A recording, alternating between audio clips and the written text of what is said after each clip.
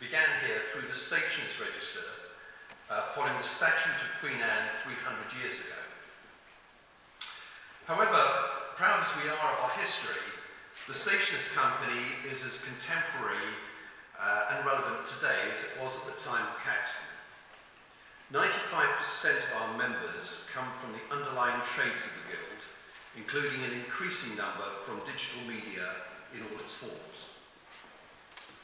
Well, the large turnout tonight is undoubtedly because of the reputation of our guest speaker, Dr. Vinton Cerf. But I believe it also shows that the Stationers' Company remains fully plugged into the digital debate, whether that be about technology, effective business models, or the ongoing argument around intellectual property. I'm sure Dr. Cerf's talk will aid that discussion. Well, I hope you all enjoy this evening, which is made possible by the kind sponsorship of David Hicks and the Book Trade Charity. So thank you very much indeed, David. And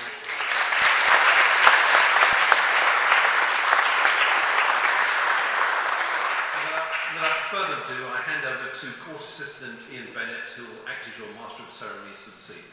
Thank you.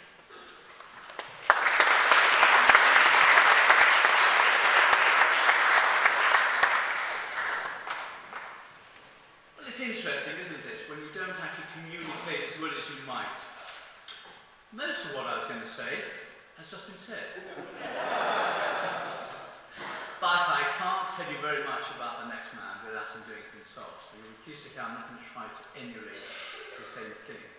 But Caxton window is an interesting one because that is something that was installed in 1804 to celebrate printing in the UK. England, really, not in the UK. And tonight, we've got somebody coming of a similar stature in the mind and eyes of many people to talk to you. The internet is phenomenal. Add on the World Wide Web, and it's phenomenally phenomenal. And that's what we're going to explore tonight with Vinton. It's massively exciting for all stationers, but it's opened up a whole new arena. You come, most of you, to my D&G events, and they're full of new ideas. People with more ideas coming forward. And it all goes back to a series of events in the United States back in the last century. I don't want to say more. All I want to do is to introduce the main purpose of tonight, which is to listen to Vinton Cerf. Vint, over to you.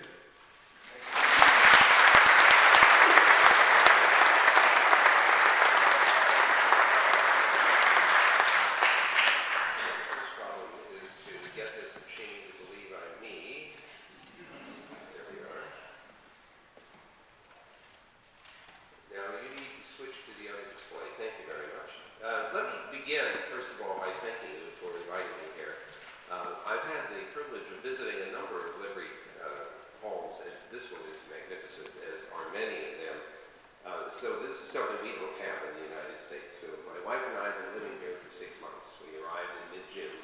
We will depart back to the United States in mid-December. But in the meantime, we've taken advantage of many different opportunities, including visiting many of the guild halls, but also many of the stately homes and manor houses around England. I must tell you, my wife has a serious case of Downton Abbey disease. This caused us to come to England last summer for a month. We visited 37 stately homes.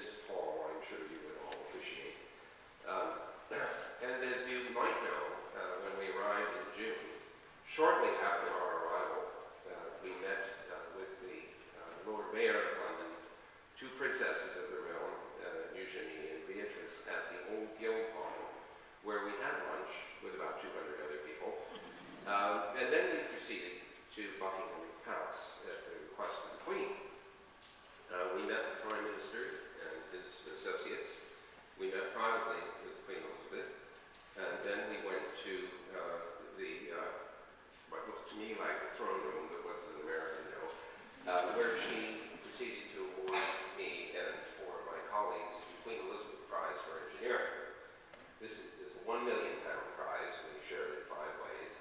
Many people asked, what are you doing with the money? And I said, it's not leaving the country. I'm spending it all here on the flat in Notting Hill, where we've been living for the last 6 months. I've never seen prices like this. I'll get to the substance of my talk, but I have to tell you that if you had any sense at all, what you would do is start charging for the value of taxes against the council taxes against the value of the residences and make the Russians pay.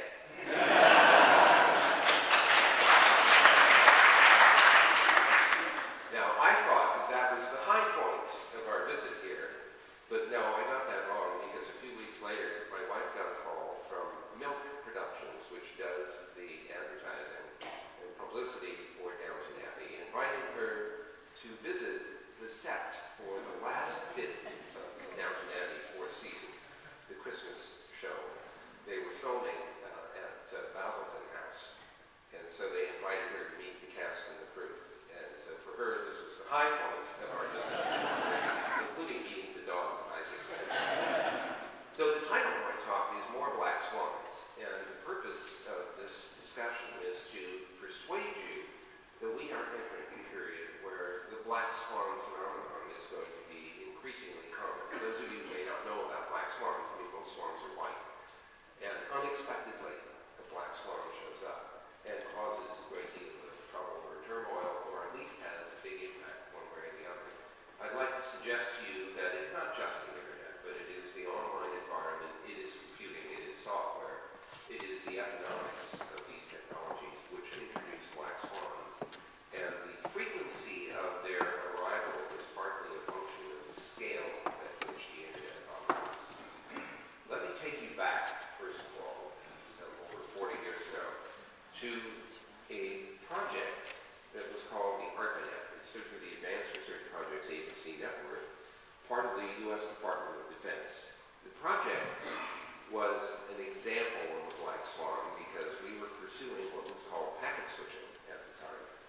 This is very different from the way the telephone system worked, which was circuit switching, and the wisdom of the time in telecommunications was that circuit switching was the way that you did communications. Somebody dialed a number, and the circuit that got set up between the initiating instrument and the destination, the circuit was dedicated until somebody hung up.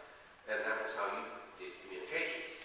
Well, in the computing world, computers don't behave the same way. They generate some information, they spit it out somewhere, and then they're busy wanting to talk to somebody else. So setting up a circuit, tearing it down, and everything else was not very efficient. So instead, packet switching was sort of like electronic postcards. You simply put an address from and to address on this little block of digital information. You put some information like you would on a postcard, and you toss it into the system. The system switches the destination, the packet to the destination, and as soon as it has transited a line, another one can use it. So it's a sharing of broadband resources rather than a dedication of narrowband resources. So this was an experiment which was considered crazy by the traditional telecom people, but we did it anyway. We even invited AT&T to be a part of the program. They said, no thanks, it won't work. But we'll be happy to lease you circuits so you can build your stupid network. So we leased the circuits and we built the network. This was the foreknown beginning of a national scale, and eventually international scale experiment in packet switching. I was a student at UCLA at the time, as the we're known there. The first node was installed in September of 1969. The second one in October of 1969, and I wrote the software for the Sigma 7 machine. Now, that machine's in a museum somewhere, and some people think I should be there. So this worked spectacularly well. Now, the other thing I wanted to show you is what a packet switch looked like in 1969. This is the size of a refrigerator. And it was made by a company called Bolt Baronet Newman in Cambridge, Massachusetts, not Cambridge, UK. When they delivered it to UCLA, it was delivered encased in very, very heavy metal. And the reason is they knew they were building this for the military, and they also knew it was going into an extremely hostile environment, graduate students and universities. So it was encased in heavy metal. You wouldn't think that anything this big and heavy and clumsy looking would be the beginning of a major revolution, but it was. Here's another example of black swan. This is an attempt to use radio for packet switching in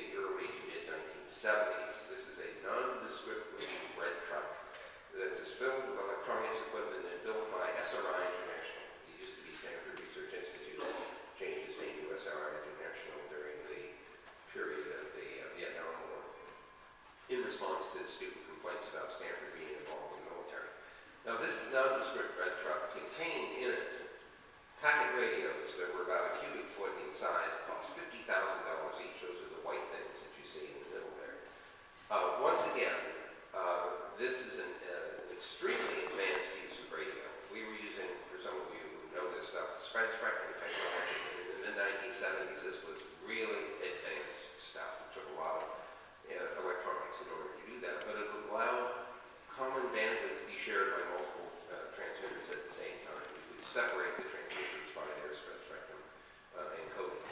Now, our intent was to, first of all, demonstrate packet switching in a mobile radio environment. Today, you carry around these things in your pocket that don't count. They cost $50,000, and yet they are many, many times faster. These were running at 100 kilobits a second. Today, you're running at megabits in many cases, or at least hundreds of thousands of bits a second. But to make matters even more interesting, we were experimenting in the mid-1970s with packetized voice. Today, any of you who use Google Talk or Skype or any of the other, Google Hangouts and so on, are using packetized communication to carry both voice and video. We were doing both in the mid-1970s. Again, these are to the leading edge of what we today would consider a black swan because of the transformation of cost and capacity and facility that these new technologies bring us. Here we were doing not very much of it because the bandwidths available to us in the radio environment were 100 kilobits a second, and in the dedicated wireline that we leased circuits from AT&T for was 50 kilobits a second. And those of you who know that a typical digitized voice channel are 64 kilobits per second, you can't jam very many 64 kilobit circuits in a 50 kilobit channel. So we actually had to use voice compression techniques in order to do the test with the mobile packet voice. We modeled the radio, or modeled your throat as a stack of 10 cylinders whose diameters were changing as a function of time as you were speaking. And that little stack was excited by what was called a formant frequency, basically the pitch of the voice. So you would send 10 parameters, which would be the radii of the various cylinders that was modeling the voice track, to the other side, and then the other side would invert that compression scheme. It produced a relatively low quality voice. I mean, we're down at 1800 bits per second. And when you compress from 64 kilobits down to 1800 bits a second, you would expect to lose a certain amount of quality.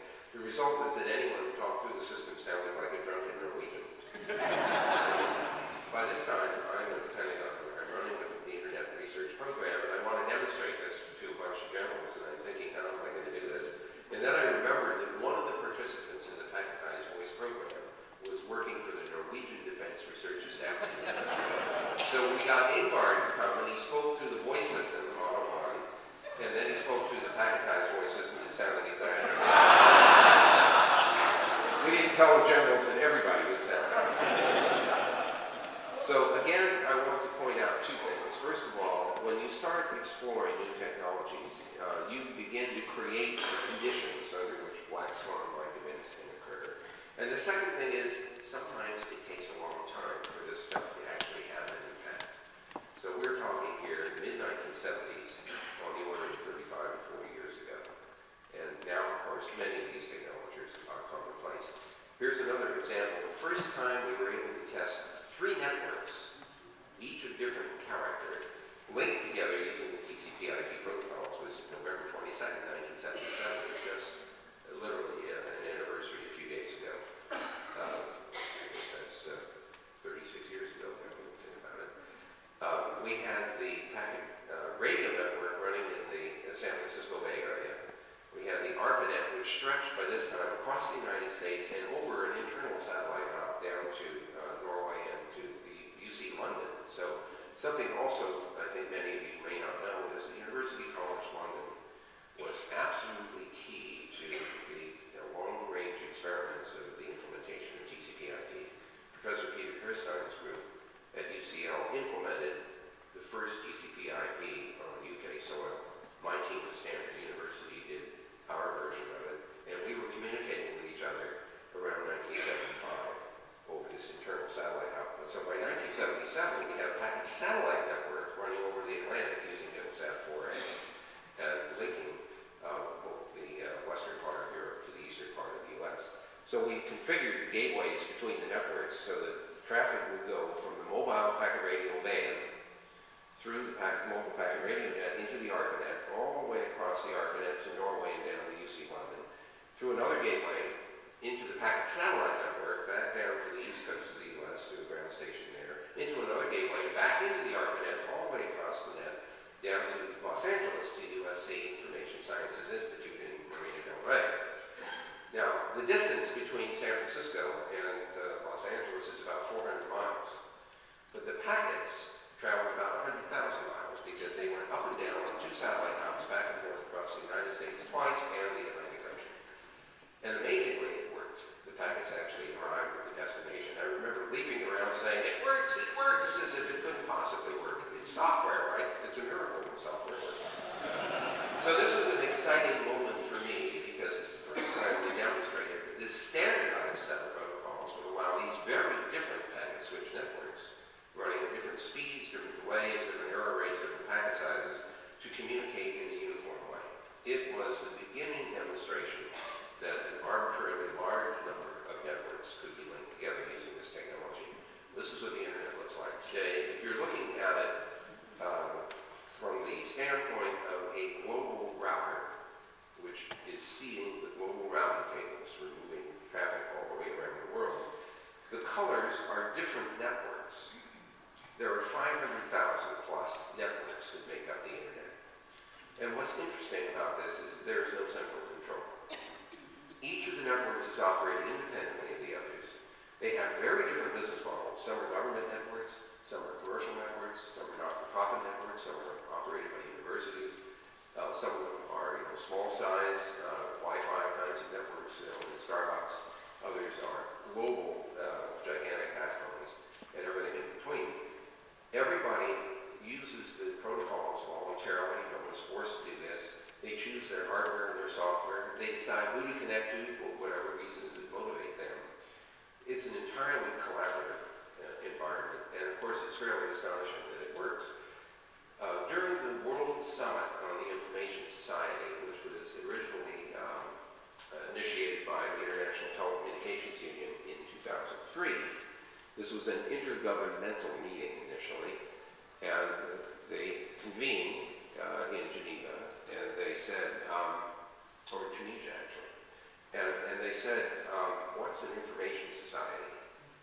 And everybody looked around at everybody else, and somebody said, well, maybe the internet is kind of like what an information society would be like. And so immediately the bureaucrats said, well, who's in charge of the internet? And we said, well, nobody actually is a fully distributed system, and they wouldn't believe us. They said nothing on that scale could possibly work without central control. Then they looked around some more, and they discovered the Internet Corporation for Assigned Names and Numbers, which is responsible for allocating IP address space and domain names at the top level of both systems out to regional internet registries and to top-level domain managers. And they decided, because it was centrally situated in that part of the function of the internet, that it must be in control of the internet. Then they noticed it had a contract with the U.S. Department of Commerce. That meant that the Department of Commerce must be in control of the internet. Therefore, the U.S. is in control of the internet. And it led to a great deal of consternation.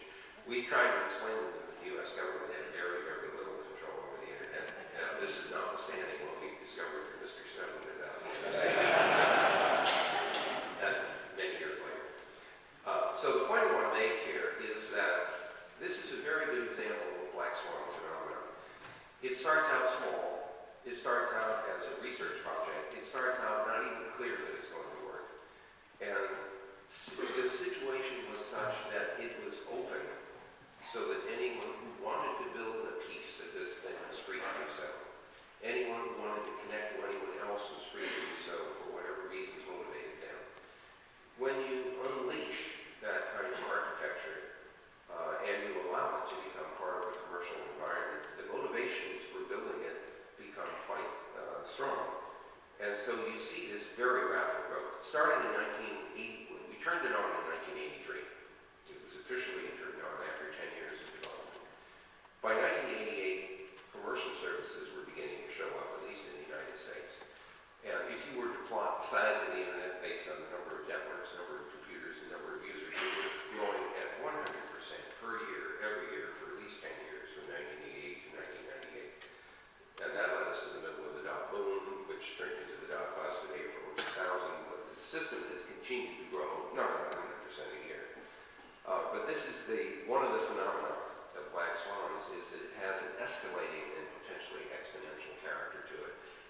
doesn't look that way at the beginning. Exponential systems look kind of weak and thin, and you don't recognize them as exponential until they get to the point where they hit the knee of the curve. Those of you who know a little bit about tsunamis know that they go at 1,000 miles an hour along the surface of the water, 2 or 3 inches high. It's a lot of water moving really fast. You can't see it until it gets to the shore, which goes, at an angle, and all this water piles up and it can't get out of its own way, so it turns into a giant tsunami. That's what's going on with some black swan phenomena. Here's another little bit of statistics.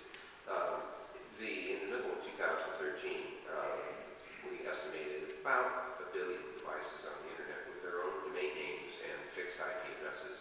That doesn't count the things that are dynamically connected, like laptops and desktops and mobiles and things like that. Those things number in the billions. Cisco estimated there might be as many as 9 billion devices capable of being on the net, although not all of them may be there all at the same time. That's a big number, and it's sort of amazing in a way because the internet address space only accounted for 4.3 billion terminations. When Bob Kahn and I started to work in 1973, we actually asked ourselves, okay, so how many termination points should we have on this experimental network? And we went through a little exercise, imagining maybe this would get big someday, and we said, okay, let's see, how many networks will there be per country? Well, we just finished building the ARPANET, which is not exactly an inexpensive proposition, so we thought, well, maybe there'll be 2 per country, nationwide size. And so there'll be some competition. Then we said, how many countries are there? And we didn't know when there was no Google to ask. So we guessed at 128, because that's a power of 2. And so that meant 256 networks on a global scale. And we said, how many computers will there be on the networks? And remember that we're asking this question in 1973 when computers were large machines that didn't move anywhere. They were time-shared and they served, tens of thousands of users. So we thought, okay, go for it. How about 16 million machines per network? That's 24 bits worth of address space. God, it's so nice to be able to say things like that to people. Most folks, have trouble with these numbers and bits and everything else, but, the worshipful companies should get this. So it's okay to drop in a geek every once in a while. We said, all right, 32 bits, 24 bits for the machines, and 8 bits for a number of networks. And so there was born the 32-bit address space of the internet. And that actually lasted until 2011. We ran out in 2011. But fortunately, we had all become terrified that we were going to run out. So by 1996 or so, we were already developing IP version 6. They were using IP version 4 for the most part, which is a 1978 product. The 1996 design was IP version 6 and 128 bits of address space. If you do the math, that's 340 trillion addresses. 3.4 times 10 to the 38.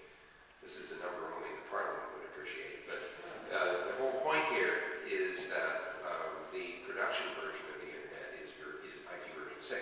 This was turned on officially and formally on June 6, 2012.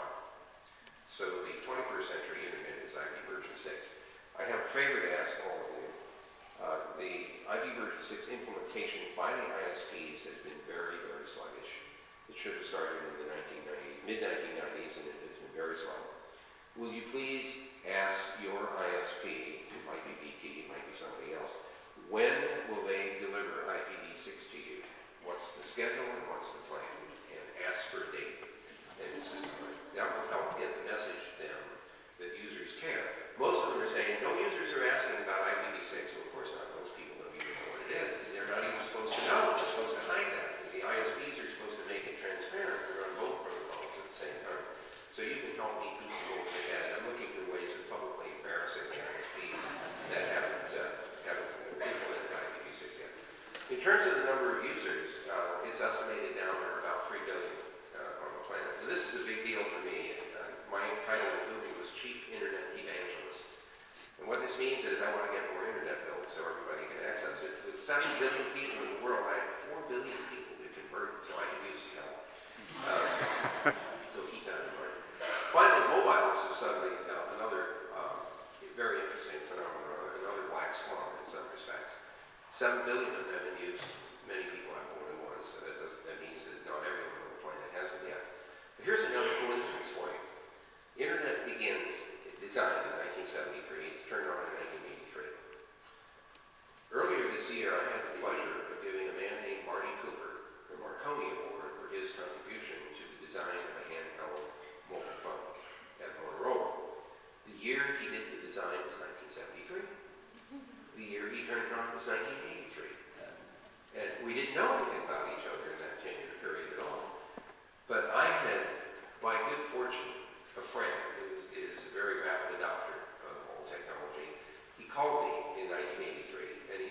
something to show you, come to lunch. So I came to lunch.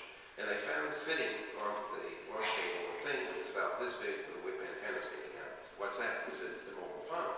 He said, well, don't those require all that equipment in the back of the car? He said, no, it's a handheld mobile phone. I said, well, how does it work? I asked him a bunch of questions, and finally he said, look, I don't know the answer to all that. Why don't you call the guy that invented it? So I called Barney Cooper on the mobile phone and asked him how to do it. So we have tracked each other unexpectedly, and now you can clearly see there's been a powerful convergence of those two technologies. The thing that makes this, again, another black swan phenomenon is the hypergolic nature of the combination. The mobile phone is a platform, it's a programmable platform. It's very powerful all by itself. But it does something else. Because it's connected to the internet, it has access to all of the content, processing power, and information of the internet. The applications that run on the mobile phone are often taking advantage of the processing power and information of the rest of the internet. And on the other side, the internet benefits from the mobile phones because now it is accessible to you wherever you are, assuming you have access to a base station and suitable capacity. So these two things mutually reinforce each other. It's another interesting phenomenon in the world of black swans. Whoops, that was interesting. Now for our next trick, ladies and gentlemen. There. Now, internet is not static. And this is something I have to keep convincing, especially young people about, because they think, well, the thing's been around for 40 years, been in operation since '83, and it's just sort of there. Who could possibly do anything with it? The honest answer is it has been evolving and adapting over time. Now let me see if I can outline for you one aspect of internet design that leads to opportunities for black swan-like effects. When Bob Cohn and I designed the internet layer protocol, we said that the packets should not know how they are being carried. They should simply assume that somehow they will move from their injection point to the destination. This is not any different than what you and I do with postcards. We put a to address on the postcard, we put a from address on it, we write some content on it, and we stick it in the mailbox. And we assume somehow it's going to get delivered, but the postcard has no idea whether it went on somebody's backpack, on a bicycle, on a car, or a truck, or an airplane, or a boat. It doesn't know, and it doesn't care. The sender assumes that somehow or other the postal services of the world will figure out how to get connected, how to get it delivered. So that's a very important point about internet packets. They don't know how they're being carried, and they don't care. The consequence of that is that every communications technology that's been invented since 1973 has been swept into the internet because we can put packets on top of it. And so this has allowed the network to continually adapt to and absorb new technologies for transport. The second thing is that the internet packets don't know what they're carrying. All they know is they're carrying a bag of bits, just like a postcard doesn't know what it has written on it. The consequence of that design choice is that the network doesn't know what the applications are and it doesn't care. The applications are a consequence of interpreting bits at the edges of the net where the computers are. So when you want to invent a new application, you have to do something at the edges of the net, but you don't have to do anything to the network itself. Now I'm being a little bit facetious about this because if your application requires a lot of bandwidth, like YouTube, for example, you really need a network that has a lot of bandwidth. And at the beginning, we didn't have a lot of bandwidth. So some of the applications that you see today weren't really feasible in terms of capacity 20 or 30 years ago. But that's all it took. All it took was new technologies for transport that kept running at higher and higher speeds. So the 50 kilobit internet of 1973 is now the 50 gigabit internet of 2013. And we continue to see increased capacity in all directions, both radio and optical. So I just want to emphasize that the internet continues to evolve. I've already mentioned IPv6. This is a major introduction of a new capability, literally just a year ago. Internationalized domain names. We all type domain names using Latin characters, but we now have made it possible to use Cyrillic and Korean and Chinese and Japanese and so on, Arabic and Hebrew and so forth, for domain names. And so now there are 2,000 applications for new generic top-level domains that have been received a year or more ago at ICANN. And they're being processed, and some of them are non-Latin character domains which have already been injected into the top-level root zone. So we're we're seeing that kind of adaptation and exchange. The next thing is that security is a big issue for a lot of different reasons. When the network was originally designed, it wasn't even clear if it was going to work. And so we didn't pay a huge amount of attention to securing it as much as we paid attention to making it work. But now it occupies an enormous part of our daily lives. Large numbers of people use it. Some of them do not have our best interests at heart. So increasing the security of the network is a very important activity. Now we're using digital signatures to secure the binding of domain names and internet addresses in the domain name system. So when you look up a domain name to get the internet address back for it, you can ask for a signed response, which you can check to make sure that the parent is not altered by somebody who's gotten into the domain name system and tried to change the IP address to vector you to the wrong place. The same thing can be done, not yet being done, for routing. The routing tables essentially respond to people announcing, I'm connected to this part of the net, so if you want to send something to me, please send it in this direction. It's possible to hijack some of the routing tables, and so we're going to stop that from happening by using digital signatures again to validate the announcements about who's connected to whom in the network. Sensor networks are becoming part of the net. I'll have a little more to say about that in a moment. And in the United States, there's something called the Smart Grid, which is a joint program of the Department of Energy and the Department of Commerce, essentially focused on energy-consuming, electricity-consuming devices, keeping track of how much energy they used and when, so that at the end of the month, the consumer could figure out why is my bill, it's true I had so many thousand kilowatt hours of use, but I don't remember what it was I did to consume that. So we're trying to feed back to people, this is what you did, these are the devices you use, maybe your lifestyle should change in order to reduce your usage of energy and reduce the bill. The other thing that these devices are capable of doing is responding to advice that we're reaching a peak load, and so if you don't really need to use electricity right now, please don't. This is called demand response, and that's an opportunity to control the demand for energy. So historically, all you could do with a power generation system was to meet the demand. And when you can't with brownouts and blackouts, you had to generate as much power as was being demanded. If you could tell systems don't use power right now, you could clip the peak loads. And that avoids big capital investment for power that have generation capacity that you can use very often. Now, this is part of the black swan phenomenon. And it has a great deal to do with the economics of digital versus other media. And this is very often in this hall because the economics of paper or other hard copy media are very different from the economics of digital. So when bits don't cost very much to transport by comparison with physical things. And so all of the businesses that rely on the delivery of physical things are affected by this digital phenomenon. In the case of magazines and newspapers in particular, instead of having to have deadlines for printing so that you could then deliver the magazine and the newspaper in a timely way, when the editor says the story is ready to go, bang, it's out the door, because all you need to do is put it on a website and it's now accessible to the subscribers. You can even see that Netflix, it's a company in the US that started out by sending DVDs through the Postal Service. They turned the Postal Service into a high bandwidth, hide-away communication system. He was putting something like 2 million DVDs into the Postal Service a day. Now, sometimes it took 3 days for it to get there, so it's a high-delay system, but it's very high throughput. He's now, Reed Hastings has now moved off into streaming video, which is what a lot of people are doing now. So this is one big issue because black swan phenomenon sometimes ruin your business model. In the case of newspaper, it used to be the cheapest way of delivering a large amount of information on a consistent basis to an audience. They were all interested in what's new, and because they were delivering the stuff to them, you could also deliver advertising. It was a beautiful, beautiful business model, and it worked really well for quite a long time. But then along comes this online environment. Now you don't have to deliver the same ad to everyone. You can deliver different ads, which is what we do at Google. Classified ads now become an online phenomenon, like Craigslist and so on. So the business models in the newspapers have really taken a hit. It's not just Google or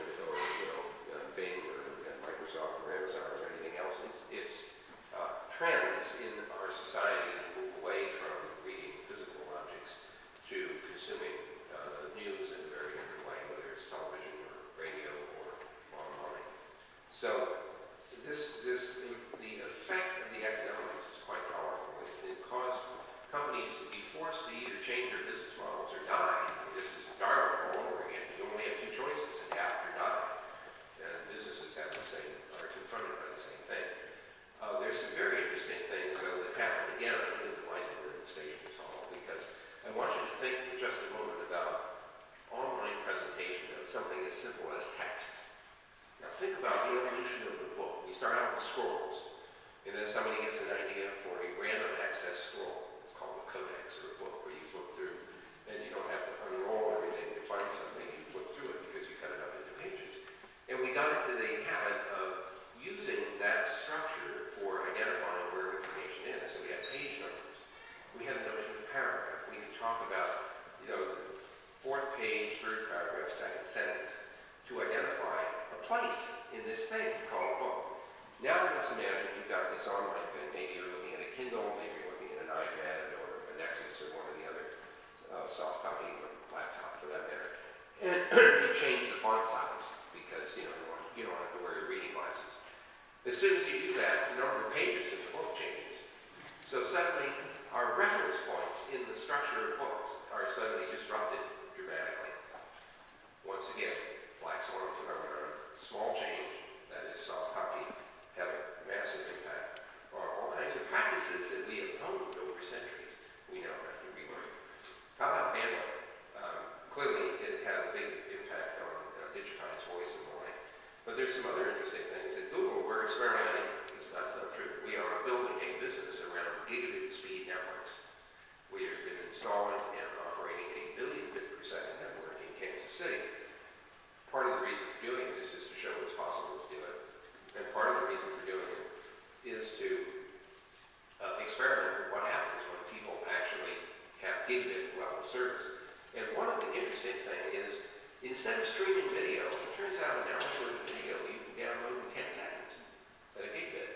So people don't have to stream video anymore. You can download it faster than you can possibly watch it. And then play it back whenever you want to. So suddenly you're no longer a slave to delivering the video exactly at the right time in order to get the audio and the video in sync. So an increase in speed by a factor of 10 or 100 is qualitatively different than a simple incremental increase. And once again, that is the hallmark of the black swan phenomenon. They have an impact of the qualitative type. Now, the Internet of Things is upon us. More and more devices are going to be part of the Internet. Some of them you've already seen, like picture frames that are able to download images from a web page and then cycle through them. We use this at home. All of us have mobile phones with digital cameras. We take pictures, we upload them to a website, and the family picture frames download from the website, and then everybody can see what's happening to the nieces and the grandchildren and so on. Now there is a little security issue here, because if somebody hacks the website, the grandparents may see pictures of what they hope are not the grandchildren.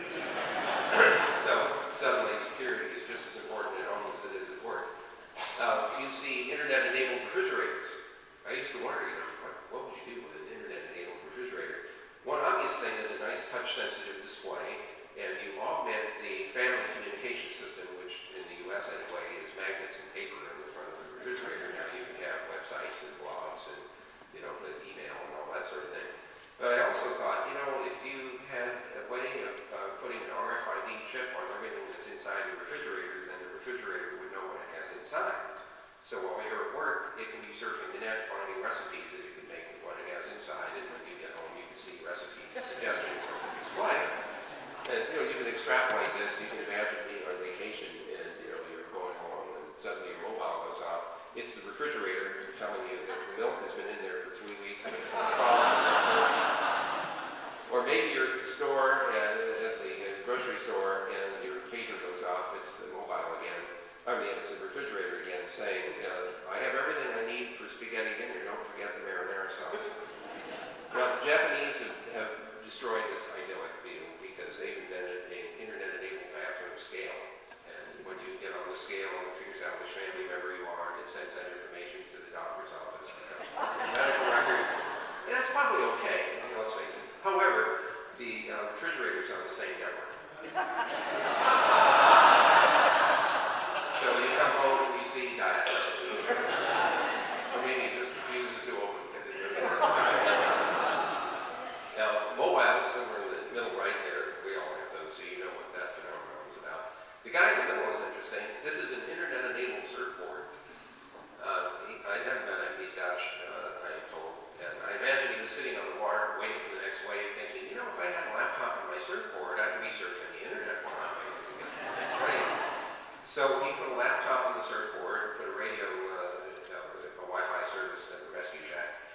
he sells this as a product. So, you know, if you want to go surfing and you want to surf the net while you're out there in the water, this is the product for you. I used to tell jokes about internet-enabled light bulbs. You know, someday every light bulb will have its own IP address. Well, I can't tell jokes about that anymore because I received an IP-enabled radio-based LED light bulb recently. And it lasts about 15 years. It's an LED, which, you know, it doesn't have the same failure rate as either fluorescent or incandescent. And it's controllable, you know, remotely by IPv6 radio. So I don't tell jokes about that anymore. You see Sergey Brin there wearing Google Glass. And this, I want to say, is a really interesting experiment. It is really functionally not too different than essentially strapping your mobile to your forehead, you know, like this. But it's a lot more comfortable to wear than doing that. It has a high-speed processor. It has about 16 gigabytes of memory. It has a camera. It has a microphone. And it has a bone conduction speaker. So when you're wearing it, you don't have to occlude your ears so you can hear ambient sound. And no one else can hear what it's saying to you. So the question is, what do we do with this? Well, we have about 6,000 of them in use right now, and we can continue to expand that during the rest of this year to about 24,000 total. And then next year, we expect to go into production, assuming that we have useful applications to offer. Some of the applications are already there in the prototype models, things like it will read your email to you. You can ask for navigation. If it's got GPS information from your mobile, for example, it can help you find directions, and you can see the directions in the display.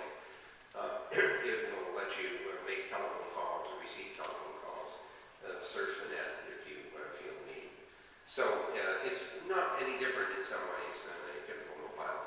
But I do have some ambitious aspirations for this thing. I'll give you an example. Let's imagine that we have a blind German speaker and we have a deaf sign language speaker, and they're both wearing Google Glass, and they want to communicate. So let's see what happens. The German speaker says, "Guten Nacht, ich heiße Vinton Cerf." Good afternoon, my name is Vinton Cerf. Of course, the deaf guy doesn't hear this, but the Google Glass microphone hears the German, translates the sound into text, translates the German text into English, and displays that to the deaf guy in the display so he can see what the German said. The deaf guy responds in sign language, and of course the blind guy can't see that, but the camera in the Google Glass sees the sign language, translates it into English, translates the English into German, and then speaks the German through the bone conduction speaker. So now the blind guy hears German, and the deaf guy sees English, and the two are communicating. Now, I would be the first to tell you that we can't actually do all of that, but we can get awfully close. The only part that we really can't do is interpreting sign language. And that's not out of the question. It's an engineering problem, and I predict that we will be able to do that, or someone will be able to do that by the time the end of this decade comes, maybe sooner. So we have lots and lots of these devices. Now, the thing I want to emphasize, and again, the black swan phenomenon, every time these devices interact with each other, it's a kind of experiment because every one of them has a different software mode. And every time you interconnect them, you're connecting things that might never have been connected before.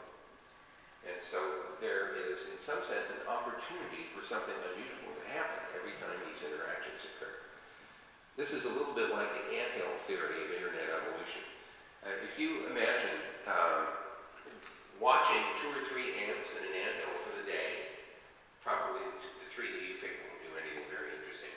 But if you think there are 1 million ants in the anthill, some of them, some small percentage of them, will discover something really interesting to bring back to the anthill. The internet is like that. There are billions of experiments every single day, and most of them go unnoticed. But every once in a while, something really interesting happens, and there are so many opportunities for these interactions to happen, for people to try out ideas, that every single day something interesting happens in the net. Some of those things can turn out to have a black swan-like effect. Here's another example of the sensor net I have at home. It's an IPv6 radio-based sensor net. It's a commercial product. It's not meeting the garage with a soldering net. And these little devices are about the size of a mobile. They run on 2 AA batteries for about a year. They're sampling the temperature and humidity and light level in each room in the house every 5 minutes. They form a mesh network, so it's a store and forward network in addition to being a sensor den, and they deliver this information to a server that's down in the basement in a rack of equipment. So I know only a geek would do this, but the whole idea is that at the end of the year, I have really good engineering information about the heating, ventilation, and air conditioning of the house. Instead of just guessing or having anecdotal results, I know what to do to adjust the system. One room in the house is a wine cellar. This is very important because it needs to be less than 60 degrees and higher than 40% humidity to keep the quartz from drying out. So that has been alarmed. And if the temperature goes above 60 degrees Fahrenheit, I get an alarm on my mobile. This just happened actually a couple of months ago when the cooling system failed and I got an alarm on my mobile saying your wine is warming up. And one time I was away for quite a while, several days, and every 5 minutes for several days I kept getting a little note saying the wine is getting warmer. So I asked the guys who make this, Archlock, who now I'm a subsidiary of Cisco, do you have a remote actuator? And they said yes. And they said, great, does it have strong authentication on it? They said, why? They said, well, there's a 15-year-old next door, and I don't want him messing around with my wine cellar cooling system. So they said, yes, we can strongly authenticate with digital signatures who is controlling the system. So we installed that. Then I got to thinking, I can actually tell if someone's gotten into the wine cellar when I'm away, because I can see if the lights went off and on, but I don't know what they did in there. So I thought, okay, so why don't they put RFID chips on every bottle? I can do an instantaneous inventory of all the bottles to see if any have left the wine cellar without my permission. Proudly describing this to one of my engineering friends, and he said to me, you know, there's a bug in your design. I said, what do you mean there's a bug? And he said, well, you could go into the wine cellar and drink the wine and leave the bottle. Okay, so now we have to put sensors in the cork. And if we're going to do that, we might as well sample the esters to figure out if the wine is ready to drink. So before you open the bottle, you interrogate the cork. And if that's the bottle that got up to 80 degrees because of a failure in the cooling system, that's the bottle you give to somebody who doesn't know the difference. So this is a very practical thing to have around the house. I believe most offices, most buildings, most residences, and everything else will have systems like this in them and be normal. The buildings will be intelligent. The buildings will be instrumented. They will know if people are present. They'll know how many people are present. They'll know if they're, where they are in the house. That information, which by the way also has a great deal of privacy concerns about it, is also something that allows the house to adapt to the necessary requirement. Now I wanted to show you what self-driving cars look like. And to do this, I'm going to have to move to another page here because I couldn't get PowerPoint to do what I wanted it to do. Typical problem for a Google person.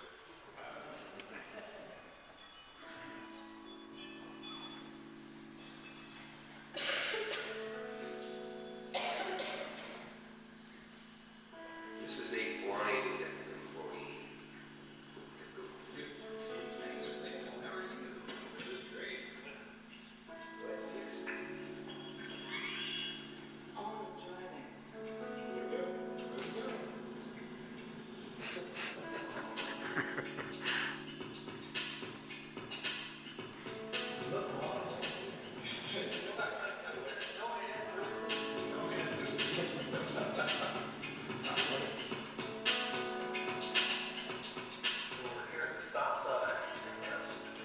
Radars and lasers to check and make sure there's nothing coming the way.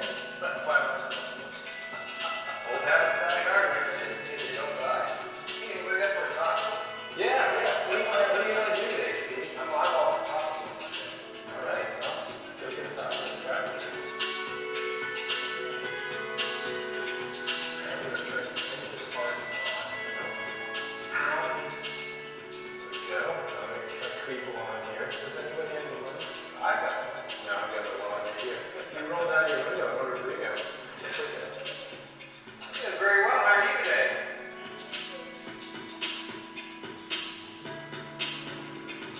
This is some of the best driving I've ever done.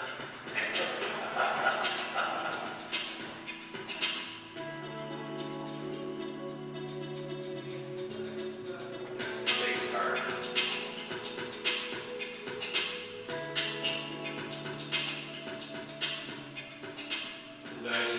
Of my vision is gone. I'm well past the moving point. You lose your timing in life, everything takes you much longer. There are some places that you cannot go, there are some things that you really cannot do.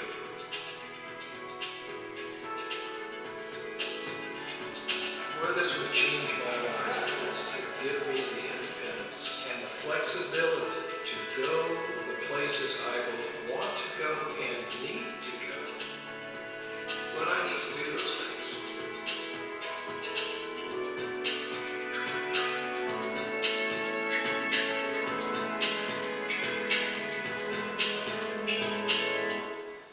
So that's what self-driving cars look like now. It's a pretty amazing thing.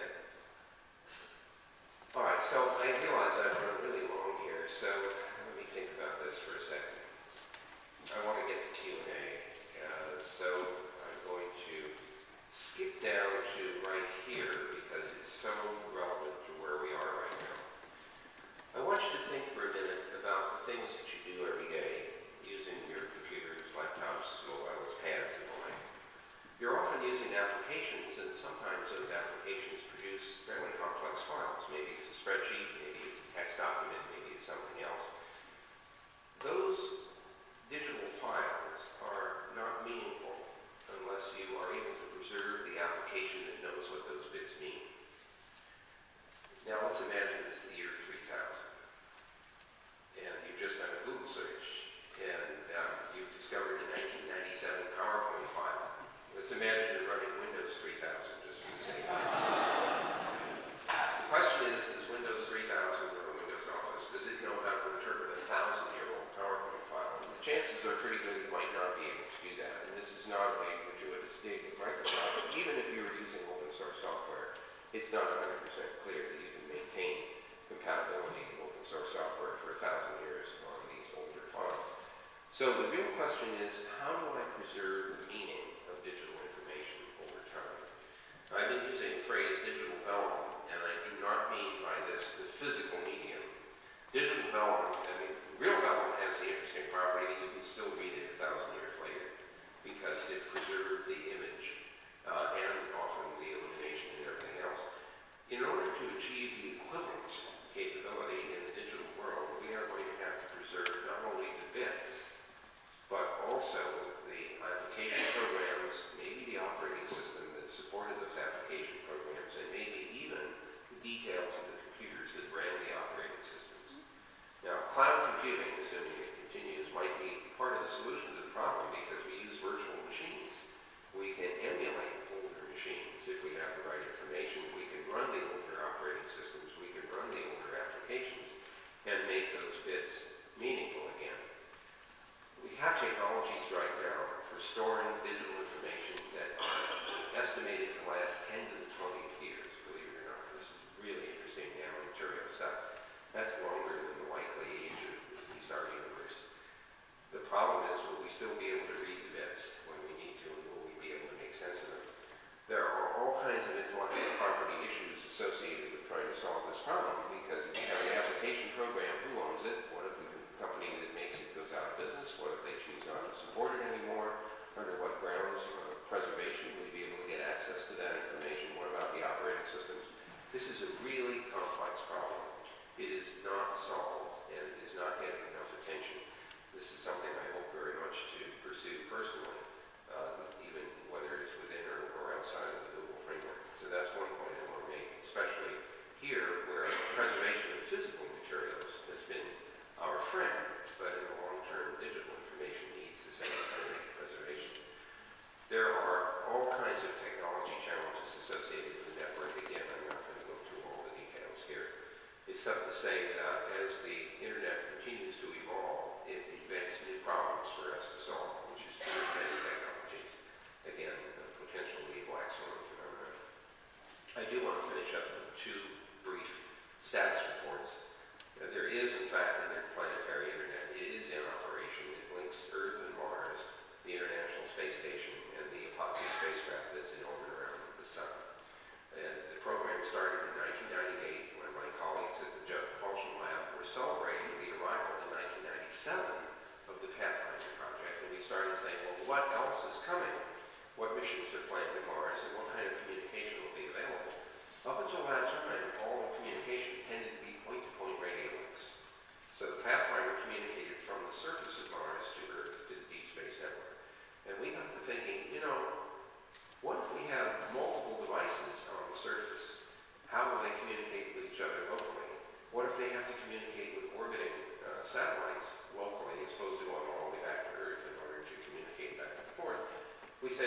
need networks. And we thought, why don't we use TCP/IP? It works on Earth, so it probably ought to work on Mars. And the answer is it probably would work on Mars, but it doesn't work between Earth and Mars, and there's a reason for that. The speed of light is too slow.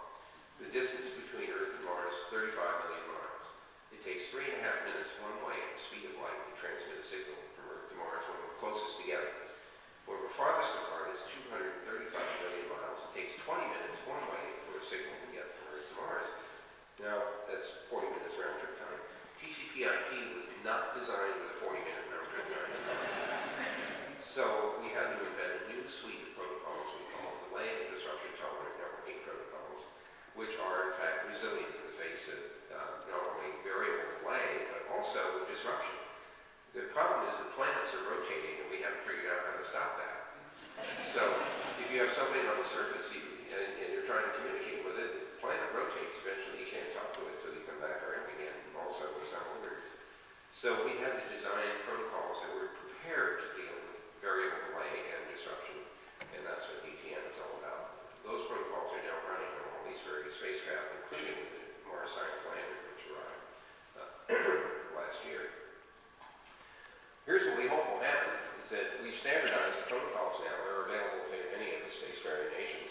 If they start using them as a standard element of their spacecraft, then any spacecraft that's been launched for a scientific purpose can be repurposed when it's finished that primary mission to be a relay in its stored forward interplanetary network. So we imagine this will grow across the solar system in step with the scientific missions that are launched, just like the Internet grew on planet Earth. Now, that's not the end of the story. This is the last slide, by the way. People are getting nervous. The Defense Advanced Research Projects Agency, which sponsored the original Internet work and the ARPANET work and the original interplanetary architecture, sponsored a study to design a spacecraft to get to the nearest star in 100 years. Caris Interstellar is one of the parties that's in the consortium that's doing this study. They're located here in the UK. So here's the problem. Getting to the nearest star would take 65,000 years with today's current propulsion systems. That's a little long even for an ARPA project. So we're going to have to find a higher speed system, something that will get us up to about 20% the speed of light. And ion engines may conceivably fill that bill. Will have to function for 100 years. So you have to have enough mass in order to run those engines for that long. And then at halfway point, you have to turn around and slow down. Otherwise, it will blast through the Alpha Centauri and get one picture, and that's it. So, pretty expensive photograph. The point here is that we believe we have some ways to solve that problem. Then the next problem is navigation. Normally, when you're navigating in interplanetary space, you launch a mission to go in orbit around Mars, for example, and partway through that mission, you will do a mid-course correction by sending signals to the spacecraft telling it what it's supposed to do. Orienters up this way in 10 seconds. Well, imagine you have a spacecraft that's a light year away. It takes a year to tell it to do anything, and it takes another year to find out what happened. This is not exactly interactive. So, in this case, we have enough knowledge about the proper motion of stars within about 10 light years of Earth that we actually could navigate autonomously. We could use stars that are 10,000 or 100,000 light years away to orient ourselves and use that information to help figure out how to get to, in this case, Alpha Centauri. Then the last question is how to communicate over a 4 light year distance. You have to generate a signal that will be detectable over 4 light years. That's a long ways off. So the question is, what kind of signal can you generate? Some of us are favoring what is called a femtosecond laser. This is a laser which takes, let's say it's a 100-watt laser. If you compress 100 watts into 10 to the minus 15 seconds, it's a whopping big signal. And so we believe you can detect that over a distance of 4 light years, except for one problem. Even a laser will beam spread over 4 light years, so that the beam is attenuated. It's about the size of the solar system. Now you know why I need the interplanetary backbone network to build a synthetic aperture receiver in order to reintegrate the signal coming back from Alpha Centauri. That's why I want the interplanetary backbone. Now, one of the physicists in the team said, you know, there is another phenomenon we might be able to harness. What's that? I said, well, you know how gravity bends light. remember that's how Einstein's theory was demonstrated by looking at an eclipse of the sun and seeing a star So it turns out the sun can act as a gravity lens, and it will bend light and collimate it into a focal point, except the focal plane is 550 astronomical